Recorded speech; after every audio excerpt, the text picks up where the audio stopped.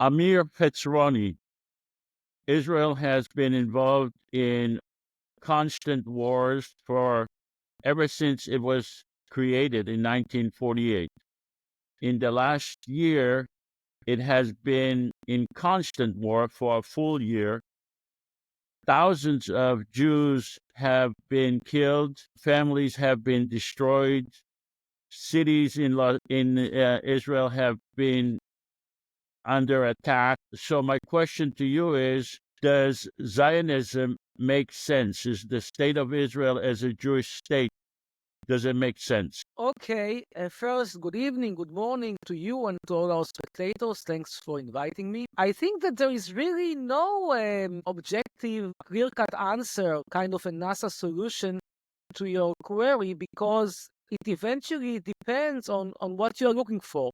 Let me explain by giving you an example. By all means, nobody would say that objectively an apartment that overlooks Palestinian villages in East Jerusalem, and also some, I don't know, partial view of Rachel Storm, or partial view of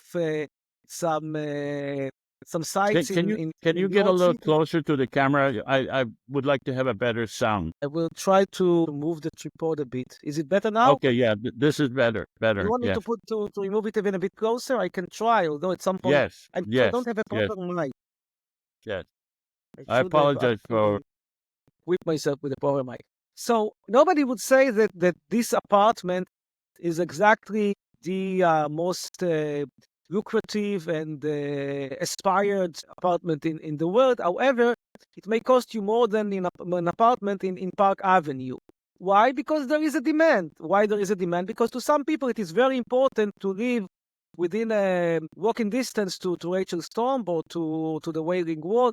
So it is eventually, a matter of taste. If I already took this and used this example of the Wailing Wall, nobody would say that the Wailing Wall is the most elegant construction in the world. Nobody would say that.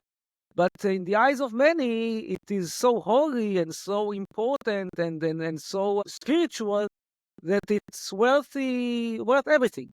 So it's a matter of your taste. I mean, if you ask me personally, and I'm trying to be a rational person, if in my view the Zionist alternative was the right choice for the mainstay of the Jews, then my private answer would be no. Okay, could you elaborate why is Zionism hasn't been uh, productive or successful or positive for the Jewish people ever since it was created in 1897? The political Jewish Zionism, ever since it was created, you see the Jews have been killed in Europe, suffered tremendous amount of murders in Europe, and then moved to Palestine, and the same thing has been going on. So why is Zionism could ever be considered positive by anyone, including those that want to reside near the Wailing Wall? First, you have to ask them and not to ask me. They want to reside there, not me. But I would say that, again, it is like when rationality meets some very profound religious convictions, rationality often loses. And in the case of those people, it simply loses. I would go a step further and say that Judaism was not the right choice for most of the Jews. Why Judaism was not the right choice? Not because I have anything specific against Judaism. It's not the point at all. I'm simply judging things by the face value, by the cost effectiveness. And when I'm doing that, I'm saying to myself and asking myself the following: let's say that you are a Jew in the 15th century during the Inquisition in the Iberian Peninsula, and you have two choices. One choice is to remain Jew and to go on exile, I don't know, Morocco, Ottoman Empire, and so on, all around Europe. And the other option is to say, well, Judaism didn't pay off. I'm now changing, like I'm moving from one stock to another. Let's take the Christian stock. those who have taken the Christian stock, those who have sold the Jewish stock and bought the Christian stock, have made a better decision for their family. They have made a better decision for their standard of living, for their prospects to remain alive, to thrive, even to get a European passport. And those who have taken the remained with the Jewish stock did not make the right decision, cost value wise. Now, you tell me, but hey, Judaism is something so profound, it's something spiritual, it's something that people are not willing to give up for some gold. Okay, I'm not going to argue with somebody who tells me I don't care about what's in and what's out of my pocket. I only care about my relationship with the Almighty. But sorry, there is no rationality here. Now, if we move on with the discussion to the Zionist question, then let us say that those Jews who live in Israel, compared to Jews who live in Western countries, have a lower standard of living, have lower security level, have or are required to devote more time to serve their country in the military and so on. And eventually they probably live in less picturesque houses, because with all due respect, Israel is not the most beautiful architecturally speaking. So simply it pays off more to live in Switzerland than to live in Israel.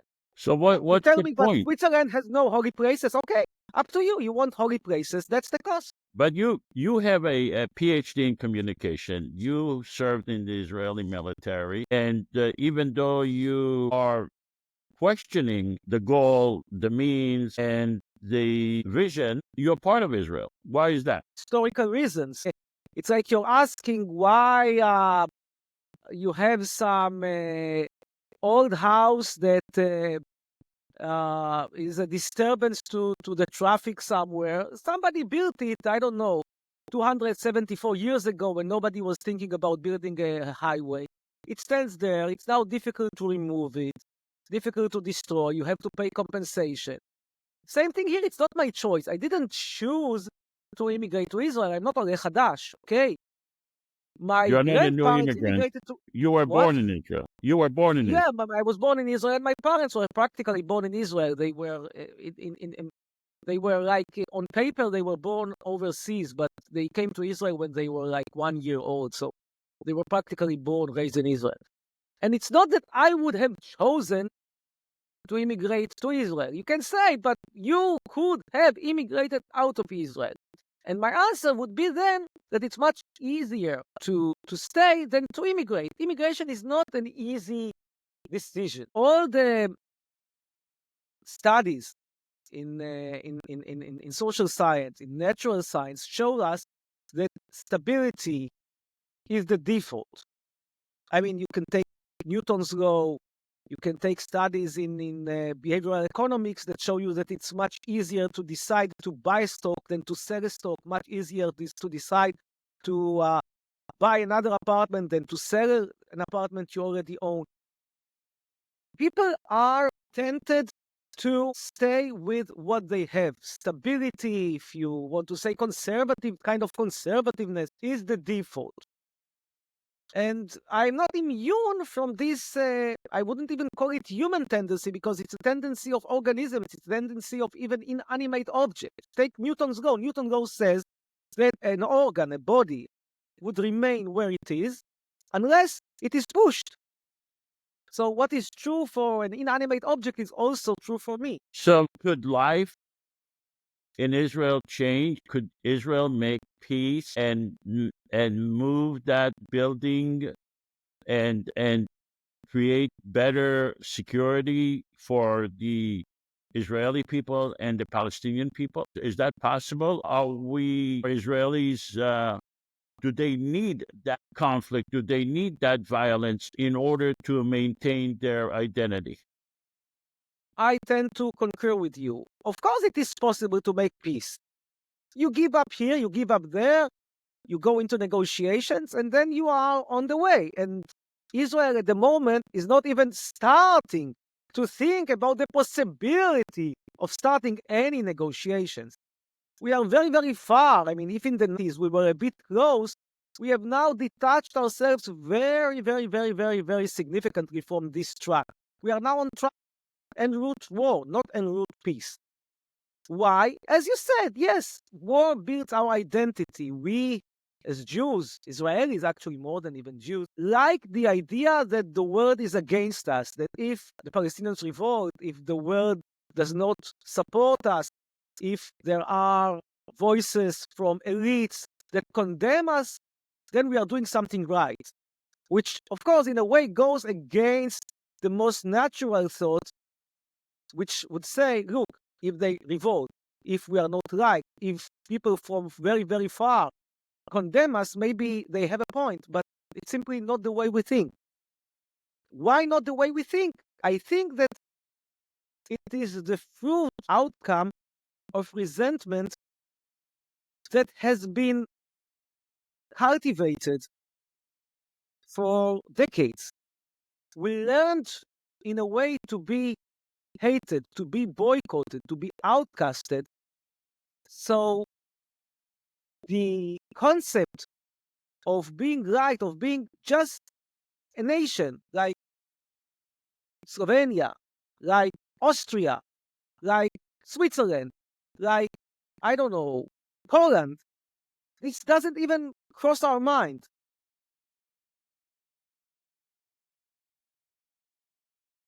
So if you are creating a problem, if you are a problem, if problem is part of your existence, it makes you also more important. It makes You are, you of course, asking not me in person. You are asking me what do Israelis think to themselves. correct. I am saying that you look at Israel and you say, well, 74 years, this tiny, tiny country, Mhm. that if you look at the globe, you wouldn't even be able to find it. And I see more articles about Israel in the New York Times, the LA Times, in the news than China. That is huge country. And I ask myself, why? Why is this little tiny country is occupying the entire world? Okay, there are a couple of answers and a couple of reasons. First, there is a presumption which you hold that suggests that there is a correlation between size and importance. But this correlation, even if it exists, it's very, very far from being one-on-one. Take the United States, for instance. You see that most of the news in the United States come from very few states which do not occupy most of the land. The largest, or some of the larger states in the US produce very little news. South Dakota, North Dakota, Nebraska, even Texas. How many pieces of news, how many items come from the Dakotas vis-a-vis New York?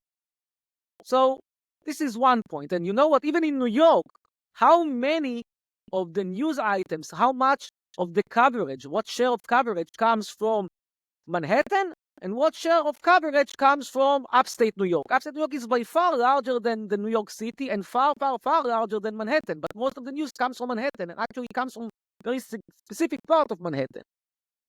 So there is no exact correlation between size and significance. Second thing, the Israeli story is very picturesque. It is a news item. There are many countries that are not so picturesque and don't make an item. What can you say about Niger, about Mali? What is the difference between Niger and Mali? Huge countries, but very little happens there. And another point is that they are not very different one from another. What's the difference between Gabon and Togo? Zambia and Gambia, countries. Each one of them is by far larger than Israel, but nothing very significant happens there. And there are other countries which do produce news. South Africa does produce news. So it's not only Israel. Israel, yes, is a very, very, very significant producer of media items, of news. But not only Israel. Now, a third point is that because Jews who live in Israel are immigrants who came from many, many, many different countries. And here I'm almost about to sound like a typical Zionist by saying we come from near and far, from east and west. It's true. You cannot ignore or deny that fact. So they have connections that also stretch throughout the globe. There are very few countries with this quality. And these countries that enjoy this quality are often also strong producers of news items. United States.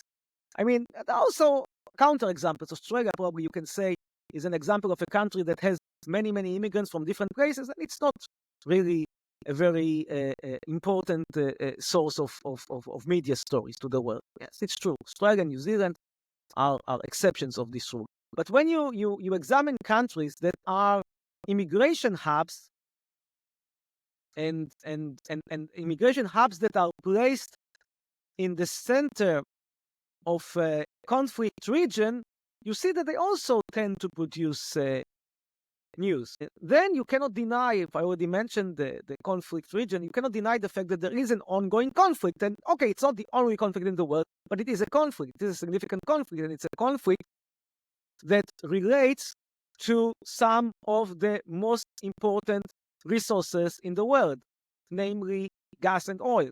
If you combine, and of course also the religious aspect, Judaism is, on the one hand, not exactly Christianity, not exactly Islam, but it's not different enough to look as an alien. It's not like Shinto, okay? So you have here a religious conflict that people from other countries can easily relate to. So all of these together, combined, make Israel a very good media item.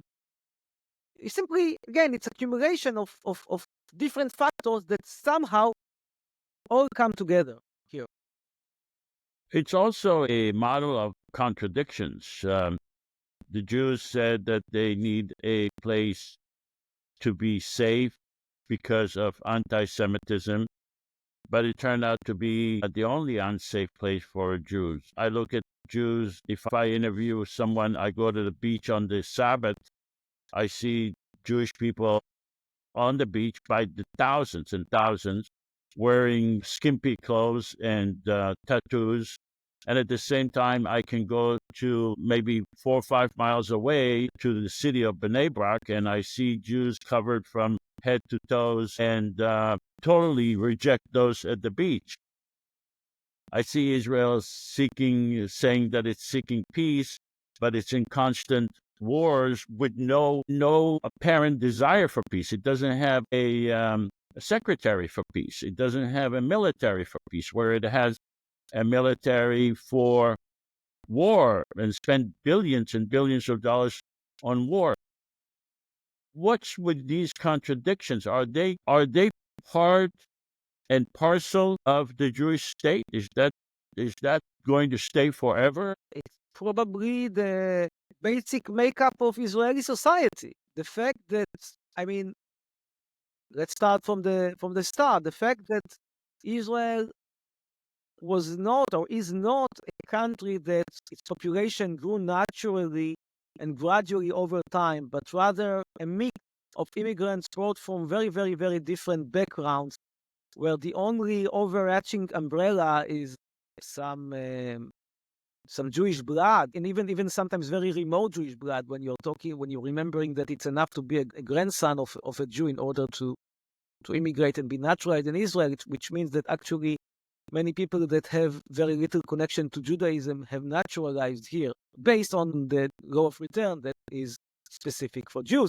So having said all of that, what we see is that people that are very, very different one from another come together. And when people that are very, very different one from another come together, you see this thing. And in a way, I would say that you start to see it also in other countries. If you think about several countries in Europe that have absorbed immigration from the third world in recent decades, you start seeing all of a sudden that alongside nude sunbathing in Germany, you see all of a sudden men wearing hijab. Why? Because they are immigrants from Syria who were brought up in a very conservative upbringing. And of course, if they were not brought to Syria or were not naturalized in Syria, not absorbed in Syria, then you wouldn't see them there. And it's the same thing here. If you So did not, I under, I understand contradictions, and contradictions could even reflect reality. But why are the Palestinians excluded? And I'm speaking about the Palestinians in the West Bank and Gaza. Why are they excluded from the Jewish state? What's the reason for that? you said it out loud, because they are not Jews. Not only that they are not Jews literally and blood-wise, they are also proclaiming to be not Jews and to be anti-Zionist and to be presenting a rival narrative to the story of this land. So how can they be not excluded? Well, if you claim to be a democracy, democracy means separation between religion and government. Not all Jews are practicing Jews. Most of them are secular Jews. Most of them act contrary to Judaism. So why not include the Palestinians, who are also contrary to Judaism, to have a real democracy, to include everyone as equal? There is an unresolved puzzle in the essence of existence of Israel as a country that is both Jewish and democratic. This is what the Declaration of Independence promises. And the problem is obviously the contradiction between the two concepts. Judaism as a religion is not democratic. Democracy is not related or even alien to religion and to religious practice and to religious identity. So you have here an unresolved conflict, and because to most of the Jews who live in Israel, the Jewishness is very important, very often more important than the democratic aspect, Palestinians are excluded. Very simple. But Judaism is I'm not not saying important. it's good. I'm saying I'm explaining. Yeah, I understand. But Judaism is not important to most Jews. They violate every Jewish law. So what is it about how do they show the significance of Judaism to their daily lives? They violate every Jewish law. Most secular Jews eat non-kosher. They drive on the Sabbath. They don't wear tzitzit and peot and kippah and yarmulke. They put tattoos on their body. What? Why are they claiming, or what is it about them that shows that Judaism is important to them? What I'm trying to understand is Israel basically a racist state that uses the Jewish excuse to be in constant war with the Palestinians in order to solidify its identity as a Jewish state? First, I totally disagree with you about the presumption that secular Jews are alien and don't keep any of the Jewish orders, mitzvot, in Hebrew. For instance, around, let's say, over 95%, maybe close to 99% of secular Jews in Israel don't drive a car on Yom Kippur. It's a fact. So here is, for example, is one order or one custom that secular Jews keep. Most of the secular Jews do circumcise their kids. Another order that secular Jews custom do keep. And more and more and more and more, most of the secular Jews do take part in some of the religious meals, particularly in Rosh Hashanah and Passover. This is one thing. The second thing is that regardless of their religious practice or their level of religious practice, Israeli Jews, including secular Jews, secular Israelis, are adhering to the conviction that they want a country of Jews. A country of Jews is not a country that has no ethnic or national or religious predominant color. So Palestinians can be accepted in some circumstances as a minority, as some of the Palestinians of 48, Arabs of 48 are accepted. Not all of them, but some are accepted. But not as an ethnic minority that has a ethnic or national autonomy. This is something that the vast majority of Jews, including secular Jews, do not accept. They say something like, we established here a state not in order to be a bi-national or an unidentified ethnically country. If we wanted to be in an unidentified ethnically country, we could have immigrated to United States, Australia, New Zealand, maybe Singapore. But we have chosen to be in a country that has a very clear Jewish orientation. Now, you like it or not, it's a different saga. But this is what they believe in. Okay, and do they believe that this kind of country would give them better future, give their children better future, give them safety and peace? Or do they believe in it by default because they cannot really go back, and because they invested so much in blood and treasure that they cannot really go back and say, we made a mistake, and we have to go on with the same formula that was formulated for us 100 years ago. First, as you hinted, cutting losses is one of the most difficult things for humans to do. This is one of the reasons that so many people lose so much money in the stock exchange, because when the stock starts falling, instead of selling and cutting losses, they say to themselves, no, I'm not willing to sell this horse on which I gambled and which gave me so many victories in the past. And it's a basic human error which is very difficult to combat. And then, in addition, or on top of all of that, I would say that the narrative to which most Israelis adhere to is, we are having rough time, we have enemies that try to annihilate us and eliminate us, but we are strong, we are united, we have superiority of mind and weapons and willpower, and in the end, we will overcome. It will take time. War is not going to be short. No way.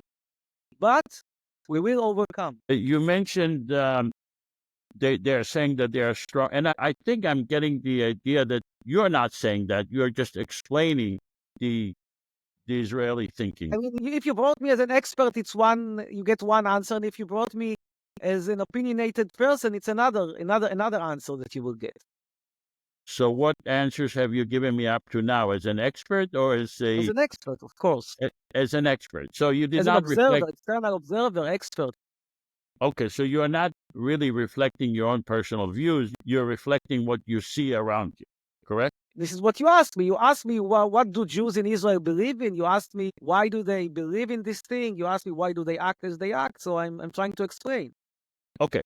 So going back to your observation that they say we are strong and we are united.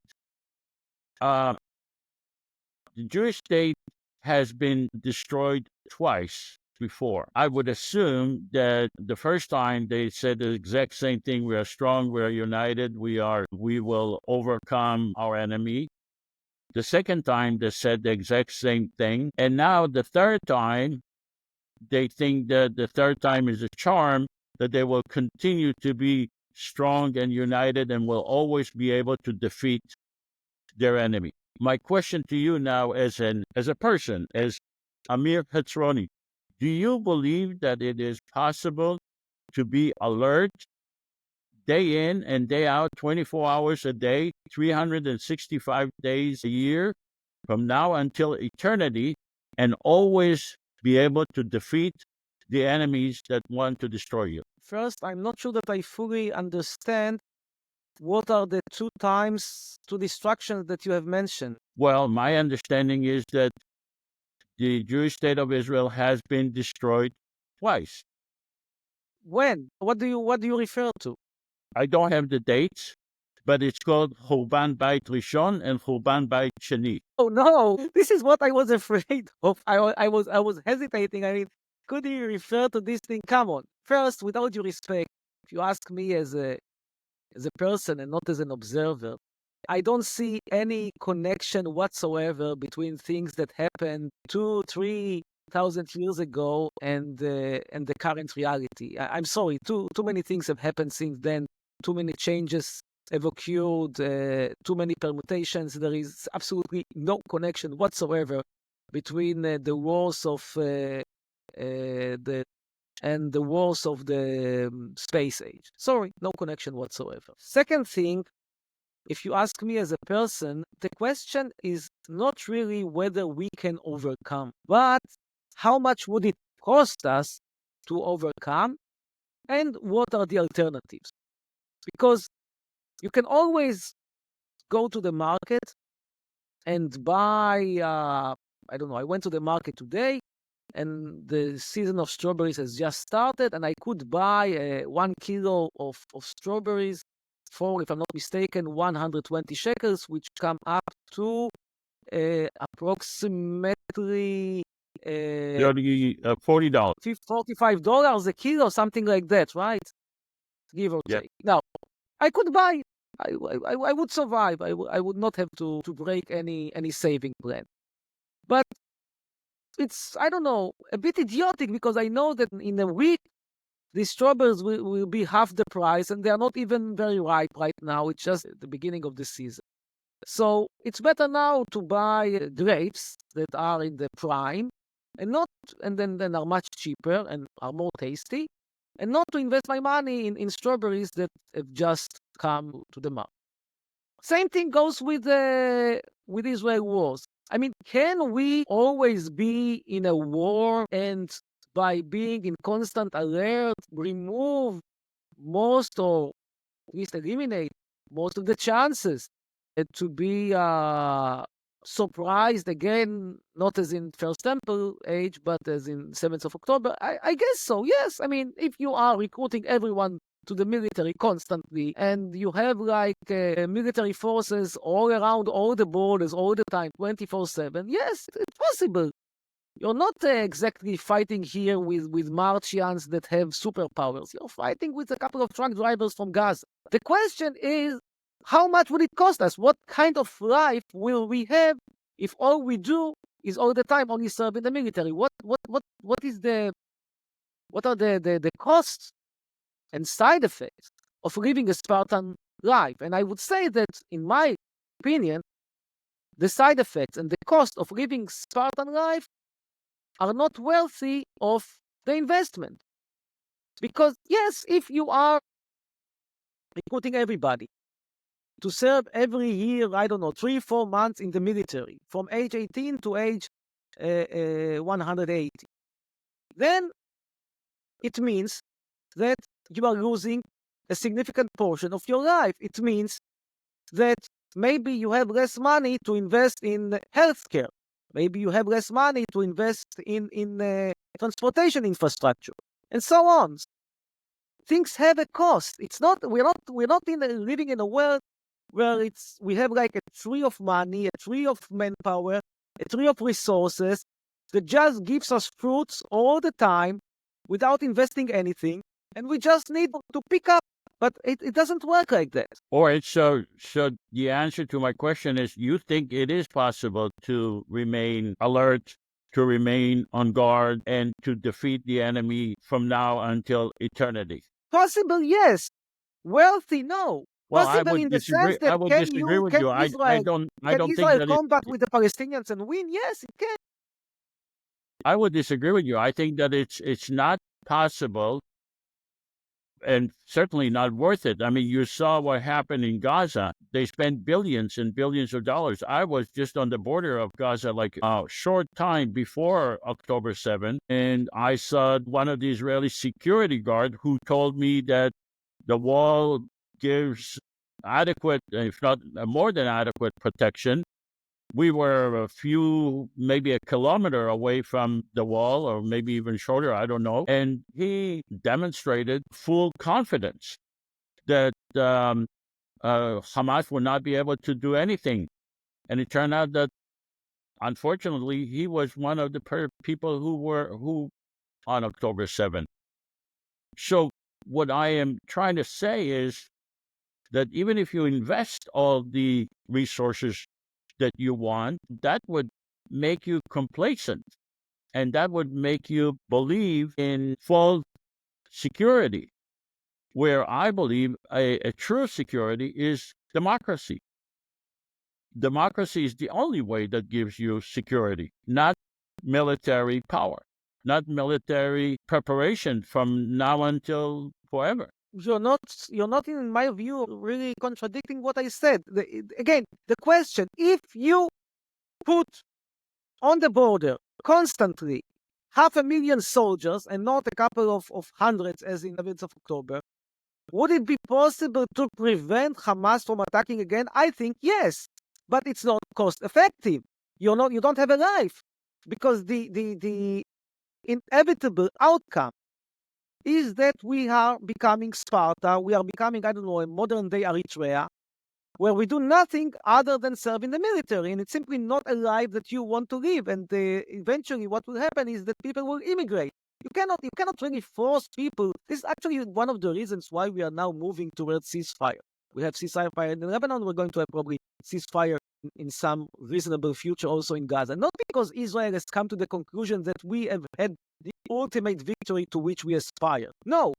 But even Netanyahu and his gang realize that they are soon running out of, sorry to say, that suckers who would willing to sacrifice their life and commit their time to a never-ending war. You know what? If you want to think of an example, modern example, think about the Vietnam War.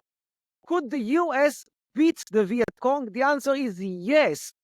But eventually, in contrast with what Nixon aides said, that the Viet Cong will soon run out of manpower, actually America ran out of manpower, because simply young people were not willing to go to the Far East and to kill themselves so that the crooks of South Vietnam would be able to survive. Same story here. So you said we are not contradicting each other, and I hope so. But let me ask you this. You participated in our simulation, and we are proposing a common federal government for the people of Israel and Palestine that would be independent of the Israeli and the Palestinian government, with a common parliament, common executive, and a common judicial branch, independently and separately from the Israeli and the Palestinian government. As I recall, you were pretty positive about that in the simulation. Am I accurately reflecting your opinions, or have your opinions changed, or am I not accurately representing your opinion? You're not actually representing, because I am definitely in favor of coexistence and peaceful coexistence with the Palestinians. But I think that the better solution should be a two-state solution, not a confederation.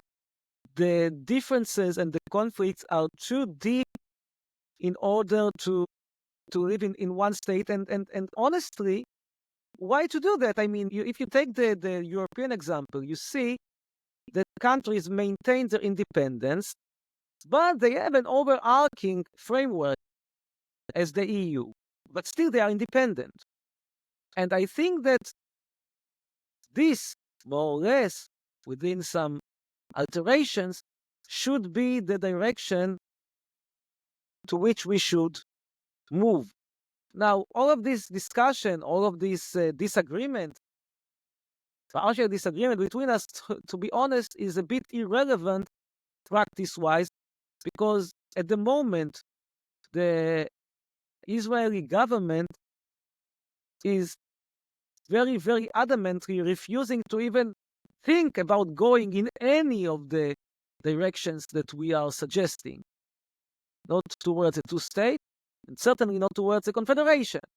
So we can agree or disagree, but it's a kind of theoretical academic discussion. Well, it's academic discussion if you think that the Israeli government is the only significant power that can create a two-state or a federal government. We are proposing creating a federal government independently and separately from the Israeli and the Palestinian government, a government for the entire area of Israel and Palestine that would be created from the people of Israel and Palestine, despite whether the Israeli or the Palestinian governments agree to that. It's not going to, if you ask me for my very humble prediction, it's not going to work. It's not going to work because both Israelis and Palestinians, not only the governments, are simply not into that, definitely not at this stage. And let me also say that I think that even if at some point we want to get there, and it has some advantages. I totally agree with you. I mean, when you think about infrastructure, when you think about the environment, there are definitely certain advantages to a larger organ over a smaller state. But even if we want to get there, we need some time of a peaceful divorce. It's like, think about a couple that is now separating. At some point, they will possibly have some united investments or projects or whatsoever, but for the time being, let them first separate, let them first defuel all their anger, and then we can come back and see how we cooperate. But at the moment, when you have like two nations that are fighting to death one with another, committing awful war crimes, maybe even a genocide, talking about federal government that is going to somehow run the land. I cannot tell you that I see it happening. It's not even a matter whether I'm in favor or against. I don't see it going to happen. This is the truth. Could I be Well, wrong? Yes, I'm yeah, not at but all. I don't know how old you are, but you seem to be a lot younger than the state of Israel. And since you were born in Israel, the only exposure that you have is Israelis versus Palestinians. This is how you were born. This is how you lived all your life. You were never been exposed to the possibility of a federal government for the people of Israel and Palestine. So most Israelis have not been exposed to that possibility. What I am saying is, if we actually put that possibility into the discussion, if we actually have an election, and if we actually ask Palestinians and Israelis to run for parliament, and if we ask the Israelis and Palestinians to vote, then there will be a different reality. And Israelis are not a monolithic society. Some will decide not to run, some will decide not to vote. Palestinians are not a monolithic society. They will decide not to run, some of them, and not to vote. But many Palestinians and Israelis who are fed up and do not see a vision for the people that their governments are given will participate in voting and will participate in running for parliament and for president. Democracy usually develops in evolution, not in revolution. When it develops through revolution, it's usually not really a democracy. And the evolution development of the situation in Israel-Palestine from war towards peace is probably through some separation to states, coexistence, and then gradual cooperation. And maybe at some point we can get to where you want to get us. But we cannot jump here. This jump is not natural. And if it is enforced, my observation is that it will be rejected, strongly rejected by both parties. You know, I go to the gym on a regular basis. That's good to keep shape. Yeah, thank you. And most people that I that are going there and I talk to, I would say none had a heart attack.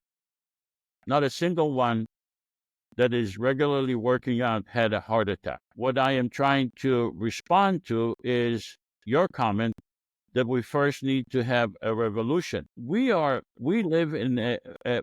now able to think logically without having a heart attack. We are able to take care of our health without having a heart attack. I think that the Israelis and the Palestinians, well, first of all, they had plenty of heart attacks and plenty of violence to make them think. So I don't see the violence as a necessary first step before creating a federal government. I am saying that if we simply put that option on the table in a realistic way, with realistic, legitimate election, then we could create that federal government. I didn't say that we should have violence. I said vice versa. I said that the first step is to reduce the level of violence. And reducing the level of violence is not going to happen by enforcing some unheard of solution from outside. Simply, people don't respond this way to ideas that are completely outside the Overton window. You have to move there gradually. I'm not even saying that your suggestion, that the idea of a federal government or some kind of confederation, I'm not saying that it's a bad idea. I'm saying that to be realistic, we are not there. And to be realistic, I first want to reduce the level of violence before I start thinking how will the parliament that is going to combine the two states would look like. First thing first, second thing second. The state And of if you Israel don't go first thing first and second thing second, you know what you get? You get eventually governments like Trump. Some, kind of machina, a miraculous magician coming out of nowhere with itsy-gitsy, bitsy-schmitsy wonders and magics out of the hat. But we know that there is no magic in the world. We know that the end is going to be very, very gloom. But he's promising, you are fed up with the existing solutions. You are fed up with the existing opinions. You want something that comes out of nowhere. And usually it is not a very positive dictatorship. Therefore, I prefer to go gradually and not jump. So My view. you say there has to be an order to things. The horse has to lead the wagon. That's what I hear regularly, correct? Yep. So what is the horse and what is the wagon when it comes to Israel-Palestine in order to make peace? The horse is probably some negotiations and conversations. The wagon is definitely two hostile nations. I'm again thinking about what is the horse here. The horse is probably, again, first some negotiations, but also some negotiations that are promising a peaceful solution that is still within the Overton window of possibilities that we can think of. Your federal government So that's the horse. is Forget about that's the horse. that's the horse. Yes, Okay. because to think All about right. two states that are either demilitarized or partly militarized with these borders, those borders, population exchange here. This is something that still the two populations, the two nations can think of. Your idea is like you came out of Mars. All right. So the horse is, put it in general terms based on your observation, your opinion, the horse is really creating a two-state, correct?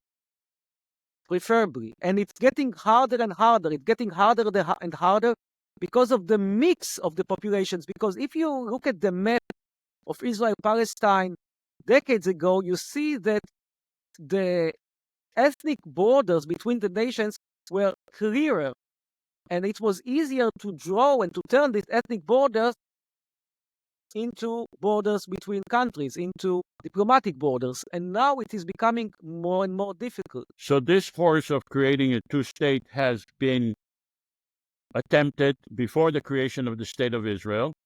The United Nations voted for the creation of a two-state. There were plenty of negotiations for the creation of two states, all of it, including what Israel called the War of Independence and the Palestinians called the Nakba. All of these attempts to create that horse or to create a two-state have led to huge violence, including the War of Independence or the Nakba, including the violence between the Israelis and the Palestinians that has been going on for 74 years. And you say, well, we need to continue on that path of creating a two-state where it has been proven to be a formula for violence. And you hint that I sound, in the best case scenario, like an absurd person, and in the worst case scenario, as somebody who's trying to work on magic that doesn't work. And I understand you. But the question which you don't ask and you avoid is, what is the alternative? And let me give you an example. Think about a cancer patient. This cancer patient is receiving chemotherapy, and despite... Let me answer your question. What is the alternative? No, what is the alternative in the sense, it's not just what is the alternative. You said what is the alternative. In your view, the alternative is to create a federal government, etc. But the question that I'm actually asking is, what would be the violent outcome, the level of violence of this alternative? And I'm telling you that this alternative would lead to more violence and not less violence. I'm sorry to say, I don't think that your suggestion at the moment, maybe in the future it's different, but as of yet, I don't see your suggestion as workable. Simply not see it as workable. Sorry. I mean, I wish I were wrong. I wish you were right, because I don't think that your idea is bad. Don't get me wrong. I think that your idea is very utopian. It makes sense. But the fact that it makes sense on paper and seems right does not make it workable. All right. So let's talk about... I want to give you I really wanted to finish this sentence about the cancer patient. So you have a cancer patient in a bad condition. He's receiving chemotherapy, he's receiving radiation, and despite all of these treatments, he's not getting better, but he's getting worse. And then you say, forget about it. Let's give him some natural medication. Let's forget about chemistry and let's work with because the medication didn't work. And the medication indeed didn't work. But if this cancer patient, instead of receiving chemotherapy and radiation, received herbs, he would probably die much sooner. So, the fact that something doesn't work does not mean that the alternative is necessarily better. The alternative can still be worse. I totally agree with you. It doesn't mean that the alternative is better, but you have to speak about what is the alternative based on what the alternative suggests.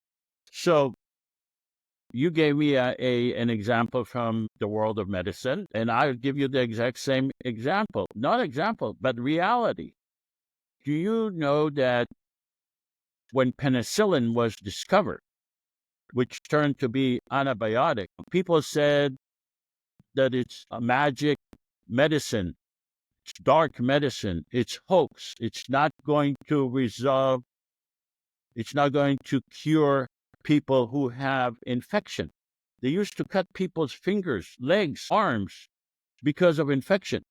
And when penicillin came into the picture, when antibiotic came into the picture, they refused to use it because they said it is an impossibility to use medication to fight infection. And they continued to sever people's legs and arms, and including children, without anesthesia. So what I am saying, I'm not saying, well, yes, what we are proposing is penicillin, but what I am saying is that you are getting into conclusions without actually looking into what we are proposing. In other words, You are not checking, you're not looking, you're not examining the formula that we are proposing. You're making general statements about it. First, you are free to criticize me. It's okay. And we will probably have to agree to disagree in this case. I hear you. I read the material. And I never said that essentially it's a bad idea or a bad concept. I said, and I'm still saying, that I don't see it working in our region based on my acquaintance with Israelis and with Palestinians. And I am quite acquainted, let's say, with both nations. And I hear people, I sense people, I realize what they want, what they aspire to, what they mean. And I'm telling you, you are too far from offering something that they accept. What is it about This is your again, my call, my observation. And what is it about I even add again that it's a bit tragic that your suggestion, which is not a bad suggestion, is at the moment not practical. what is it? What is it? Well, let me ask you a different way. What did you present to the Palestinians and the Israelis about a federation that led you to believe that they will reject it? And further, what you earlier said, that led you to believe that it would create more violence. First, let's emphasize that I'm not part of in any sort of way, not part and not related to the Israeli government. So officially, I didn't offer anything, and I didn't present. I'm speaking about the Israeli and the Palestinian people. Yeah, as people, yeah. So as people at the personal level, when I talk with Israelis, when I talk with Palestinians, when I write to Israelis, when I correspond, when I'm in social media and so on, you have very clearly a sense of we want separation. And the tragedy is that the separation the two nations want, and particularly the Israelis, is a violent separation. Nobody there says we want collaboration, but under specific circumstances.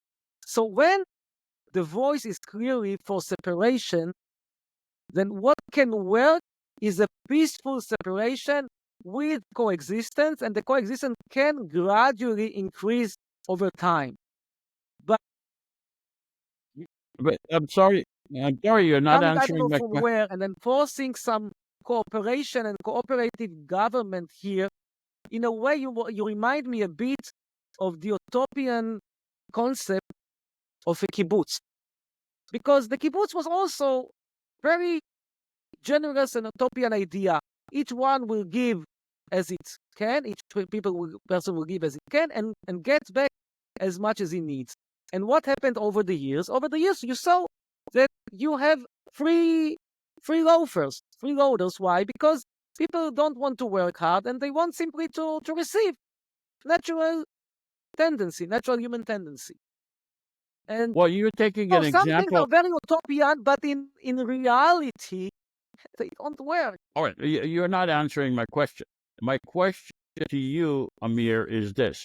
What is it that you told Palestinians or Israeli, not in the government, but the people that you interact with, about a federation that led you the way we are formulating, the way we are speaking in the Constitution of the Federation? I suspect that you never even mentioned to them that formula in details. You don't go into the nitty-gritty details, but the question is, did I ask, would you be in favor of some kind of collaborative government overarching and coordinating the region? The answer was always no, no, no, no. No from the Israelis, no for the Palestinians. Look, the two nations are now in conflict, and when you see two parties in conflict, when you see two people battle one with the other, naturally the first move is to separate them and not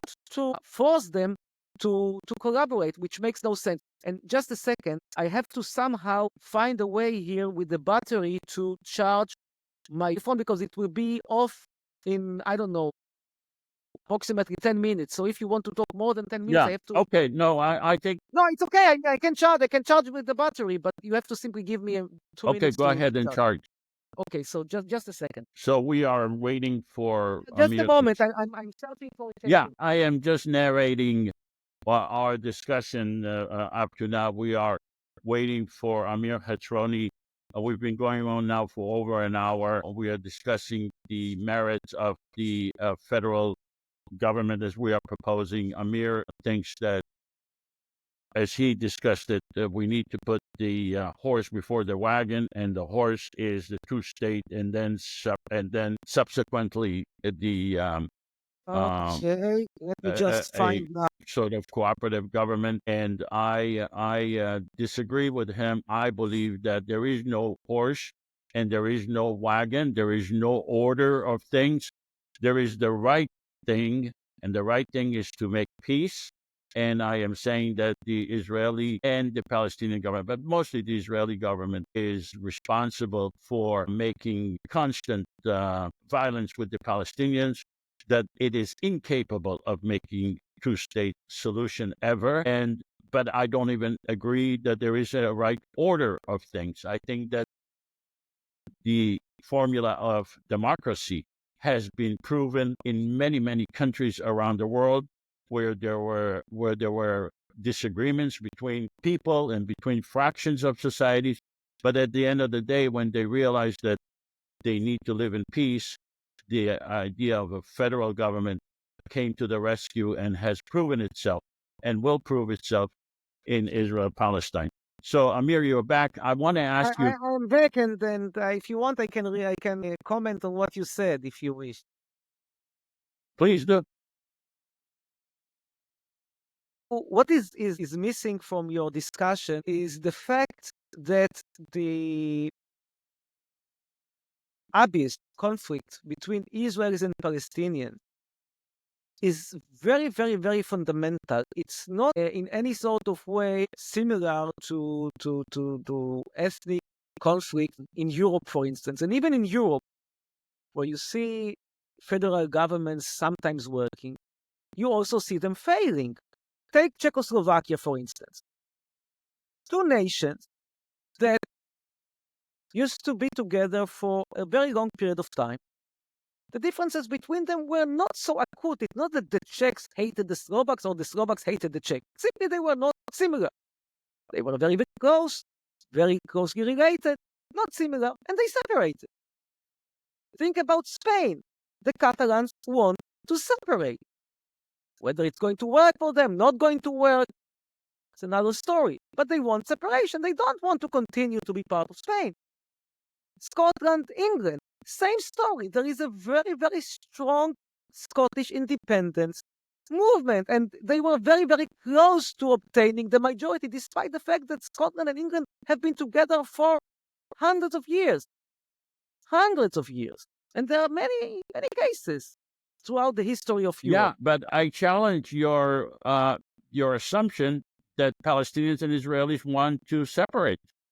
In fact, Palestinians want to go back to Yaffo and to Haifa and to Israel, or what they refer to it as Palestine. And then the Israelis are, in fact, moving into what they call Judea and Samaria, which is the West Bank.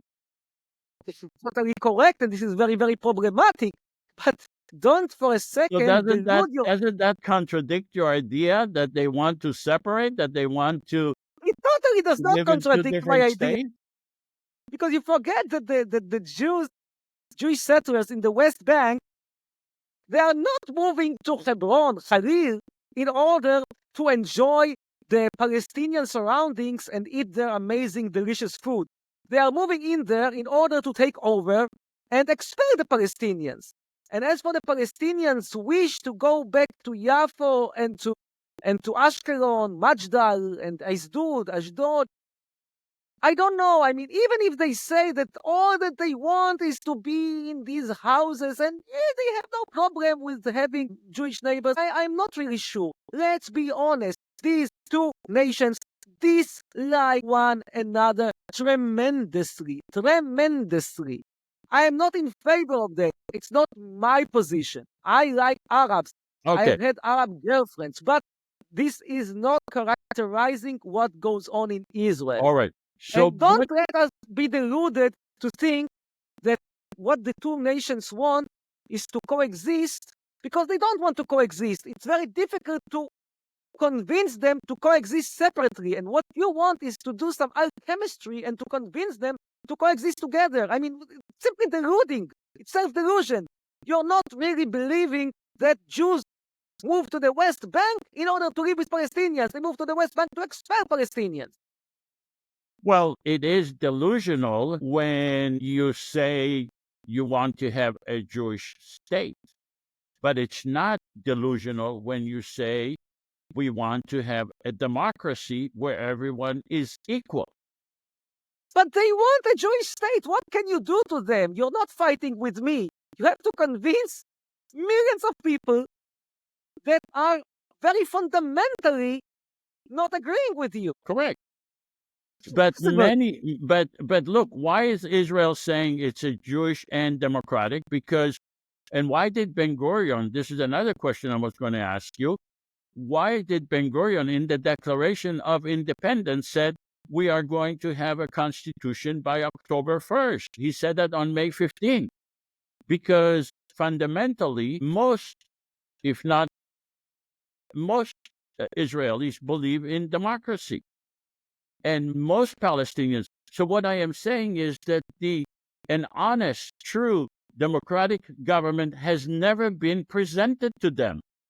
The only thing that was presented to them was a awkward, strange forms of governments that do not make sense within themselves, do not make sense against each other. The only thing that was proven to make sense is a democracy that's separate between religion and government. And that's what we are. There isn't a single legitimate government in Israel-Palestine right now. Not the Israeli government is not a legitimate government in Israel-Palestine. It's not elected by the Palestinians, even though it controls them, even though they need to comply with Israeli laws. The Palestinian governments are not a legitimate government in Israel-Palestine. They have not even been elected by the Palestinians.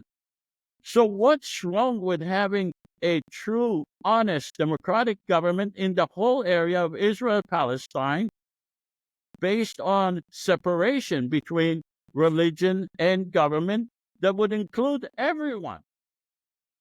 What's wrong?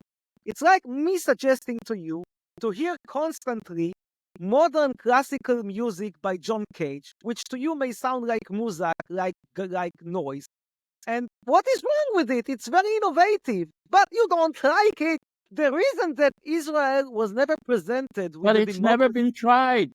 You say because you don't. there is no demand for it. It's like you go to a supermarket, okay, and in the supermarket you see certain products and you don't see other products, and you ask yourself, why do I not see other products? Because nobody was smart enough to think about importing them. Maybe there is another reason. Maybe the reason that you don't see this product is because there is no demand for this product. Simply no demand. As for the question why Ben Gurion promised the constitution in 5 months and didn't keep up his word, sorry, I'm not Ben Gurion.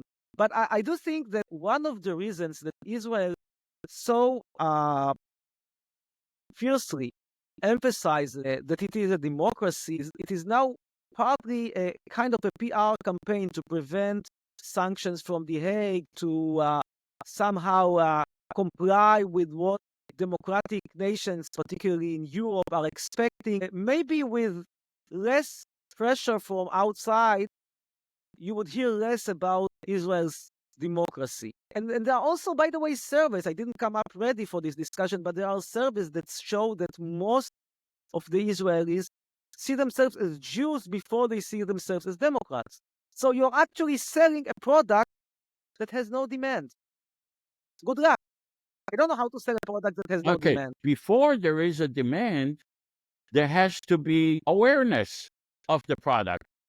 What I am saying is that there is no awareness if you try to bring an awareness of this product, it would be suppressed.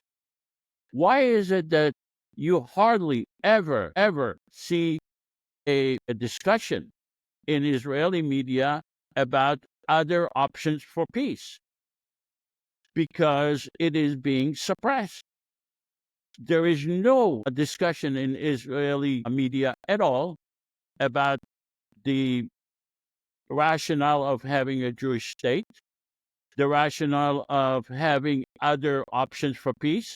The only So when you suppress the product, you're afraid of the product.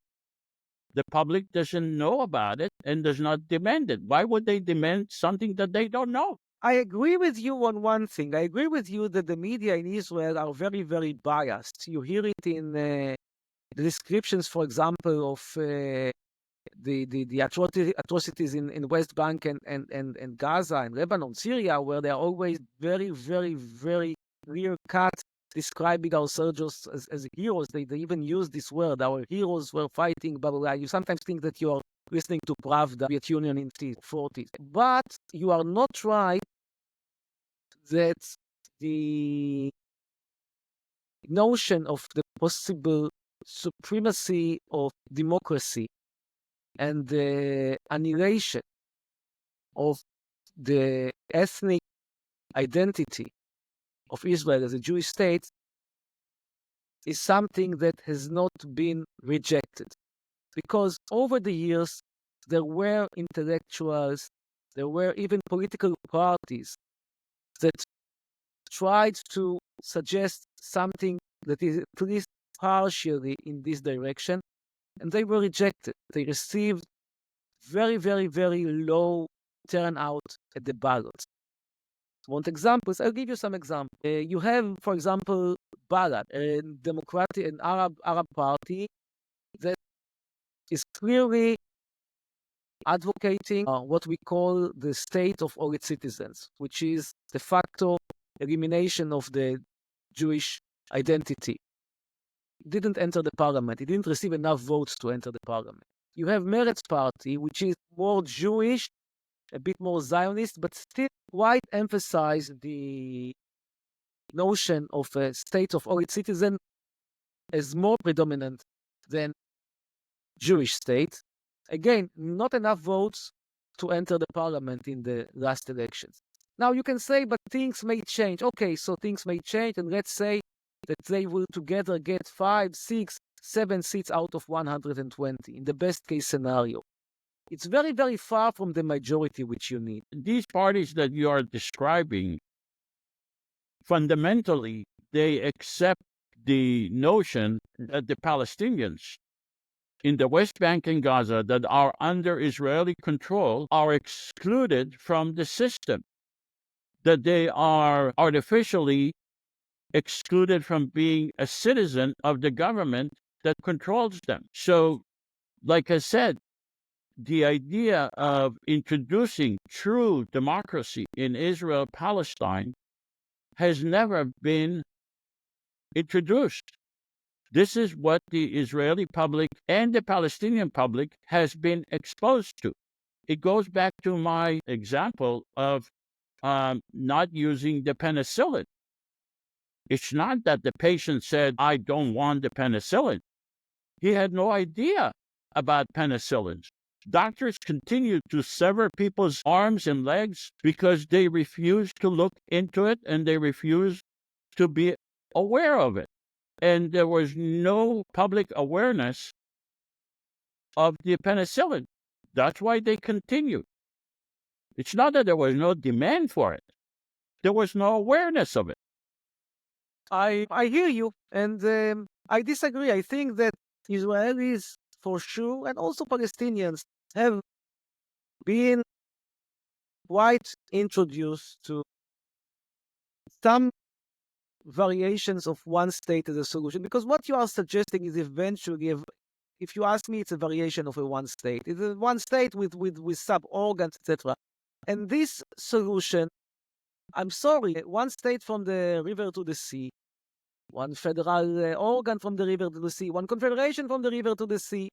It's not something that I see as receiving and without ethnic identity, not just one state and blah blah, but it's like a state that is not Jewish and not Palestinian, because this is what you are actually suggesting. I don't see it being supported by the mainstay of societies, and when I read figures, when I see results of public opinion surveys that have asked questions that are not exactly identical, I agree with you. Your suggestion, is specific suggestion, has not been introduced as it is in election. But pretty similar ideas have been introduced and did not receive high acclaim, high support. This is the truth. All right, let me just conclude. I don't see that it was ever introduced. There was never, the Israeli government will not introduce the idea of having a competitive government. We are proposing a competition to the Israeli and the Palestinian government. We are saying that those governments are failed governments, they are not legitimate governments, and we are proposing a federal government for the whole area of Israel-Palestine. I don't think that the Israeli government or the Israeli elections or the Israeli legislator have ever introduced to its public the possibility or the alternative of another government, because that would mean the competition with their own government. And usually, any entity would not be interested in having another competitor. But I think we are I beating totally our. agree about the last point. I disagree that federal solution to the conflict is something that the nations are eager to. This is what I disagree with you, and it's okay. We can agree to partly agree and partly disagree. This is the nature of Yes. humans. But I want to point out that you mentioned your disagreement, you mentioned your doubts, you mentioned your skepticism about a federal government, but you never really got into the formula that we are proposing.